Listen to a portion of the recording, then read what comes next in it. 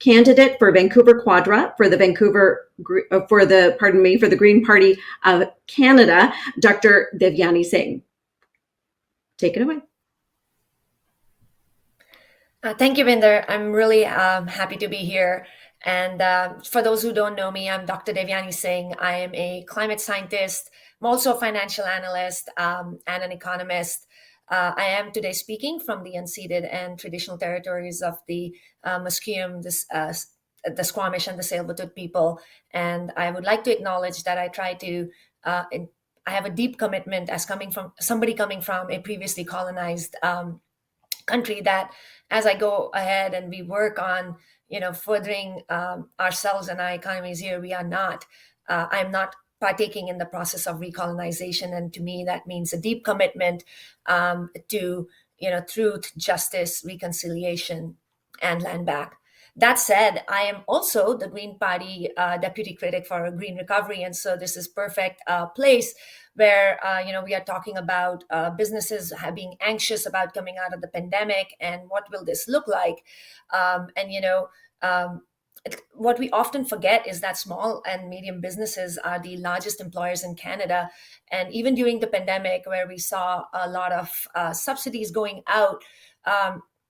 It was disproportionate towards to the larger industries rather than looking at small and medium businesses that had to close doors. We've seen so many in Quadra. If you just drive down Broadway or 10th Avenue, the number of businesses that have closed. And one of the things that the Green Party and I would like to see is to extend these wage and rental subsidies until the pandemic related restrictions are fully lifted. That is one of the basic things we can do. And, the other thing is I've heard from businesses, as I've spoken to small business owners, medium business owners, they're really, we need to reduce the paperwork burden on them, and we need to eliminate these duplicative tax filings and a lot of red tape around this filing of taxes. It is an issue. Affordability really goes into the when we're talking of lack of workers and wages, it's really not a worker shortage. The way I see it is more of a wage issue. And what gets missed is that it is a tight spot for small and medium businesses. There's no excuse for large corporations to raise pay, but the government needs to help small and medium businesses so they are capable of paying higher wages. A lot of people have moved out. Affordability is an issue, and transiting 3 hours a day is not good for the economy, not good for family, not good for business either. So we really need to tackle this wage issue and really help people be able to afford. I think that they should be able to live where they work. They should be able to live where they study. I also heard about post-secondary education, and that's something I often say, that we need to ensure that we have enough professional programs and trade retraining programs to prepare the workforce for the green economy of the future, and not just be training them in an economy that's not sustainable, because an energy transition is upon us. In Canada, we have heavily relied upon the fossil fuel sector, but we need to transition. And as we transition to this green economy, there's going to be a lot of opportunities created for local businesses. One of the things that the Green Party wants to do is establish a federally funded green venture capital fund of about $1 billion to support these viable small-scale local green business startups. This also comes into Indigenous rights that we've, heard so much about over the summer. Is we can truly help small Indigenous-led utilities. Comes into what we discussed, that there's a lot of support for developing sustainable natural resources of the province, and this is how we can work together. So I'm really excited that we have a great opportunity here to really build the economy in a way that's green and sustainable, and caters for the marginalized, the poor, and the small and medium businesses, rather than what it has been catering to until now, which is big corporations and the rich people. I'm excited to speak more with you now, Bhinder, about any questions you might have. Thank you very much. So I want to ask you about the Green Party of Canada's climate plan. It's to get to net zero emissions, perhaps even before 2050. That's, of course, going to take considerable change. What do you think are the top three things that would make a difference? And how do you make sure that the cost of that doesn't trickle down onto small and medium sized businesses? Thank you, Bhinder. This is a wonderful question and something that is very close to my heart because as a scientist, I work on energy transitions and how to enable this transition to a green economy. One of the things we do want to be, if possible, net negative by 2050, but we are saying a 60% reduction in emissions by 2030. And the way to achieve that is really the first 60%, I always say, is the easiest, and that can be, saying we electrify everything and ensure that electricity comes from green sources. So what does that mean for businesses? It means the federal government can really invest as we put this green recovery into retrofitting of businesses, retrofitting of houses. This is going to create a lot of new opportunities. Right now, we do see there's a shortage of tradespeople in the retrofitting industry. This is where a lot more jobs for businesses, a lot more jobs for workers, skilled jobs can be created. There will be also other jobs created as we start to electrify and build more public transit. So, and also as we begin a green recovery and we want to get green energy, green electricity, like I was mentioning, these small local green business startups, funding for that, funding for indigenous led utilities. These are wonderful opportunities where, the federal government should actually prioritize this funding instead of subsidizing fossil fuel industry. That is a dying industry and an industry of the past. So when we do this, we can see that and we support this innovation through our funding and subsidies to clean energy. We can ensure that this cost is not delivered over to the businesses or to the people themselves.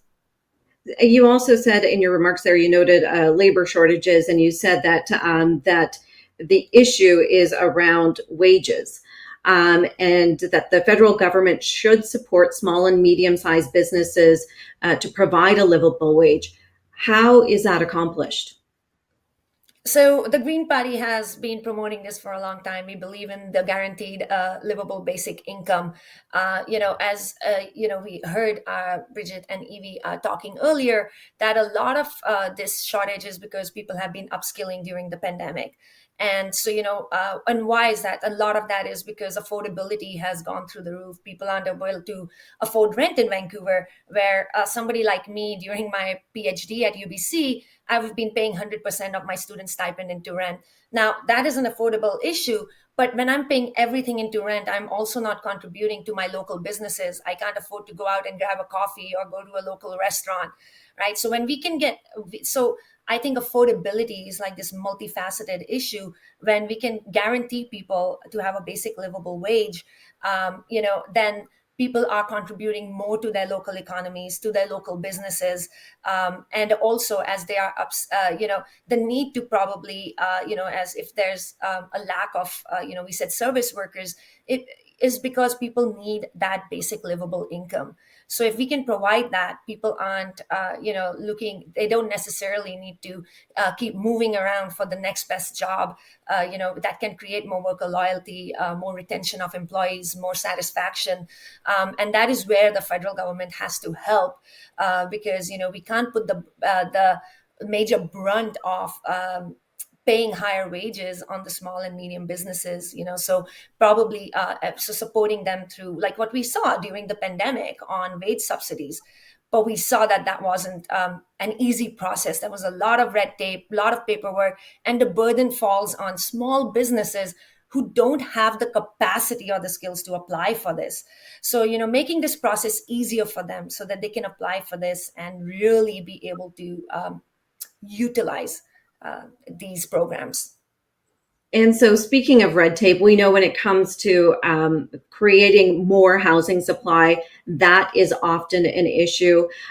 What would the Green Party do to address that, to try and get more supply in communities across Canada? Yeah, and so there's I want to say that affordability has to do with supply, but also the supply being affordable. You could just build more units that are not affordable, and we see that happening in Vancouver all the time. Where the affordability, they say a one bedroom average is 2,000. Um, I couldn't even cover that during my PhD. So that's not affordable. So I think one of the things is we would love to build more housing, but concentrating that housing to looking at it's more nonprofit housing.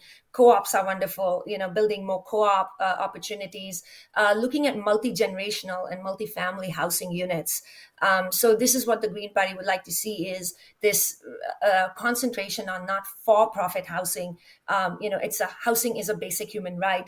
The Green Party wants to declare it a national emergency, and really put our resources towards guaranteeing that everybody can have an affordable roof over their head, because that's when we can focus on other things. And so really looking at this affordability of housing along with the supply that needs to be there. Now, when it comes to the pandemic, does the Green Party support mandatory vaccines for certain segments of the population? And how do you think the government, the federal government, can better support specifically the tourism industry? So we do believe that getting a vaccine is a choice, but at the same time, it is a public health issue if you are not going to be getting vaccinated and going around people. So we can't force anyone to take a vaccine, but like we have the vaccine passports and all. I don't like to call it a vaccine passport; it's an immunization record. And as an immigrant, I've had to have an immunization record my whole life. So I don't see there's any infringement of my rights over here. I don't see how it is something. It's like somebody once said, after 9/11, I have to take my shoes off, my belt off, almost everything to go through security to ensure that I am not a threat to my fellow passengers. So that's how I look at this immunization record as. So that's where the Green Party stands. We can't force anyone to do anything, but at the same time, it is our duty to look out for public health and the measures that can reduce that impact. So how does that happen in the tourism industry? I think it's again, like you said, it's a lot of people are coming in contact with each other, and so if you have these immunization records, personally, I'm okay with that, because that is ensuring that we are not overburdening our our frontline workers, we are not putting our tourism industry workers at risk, and we are not putting undue stress on our hospitals and public health system.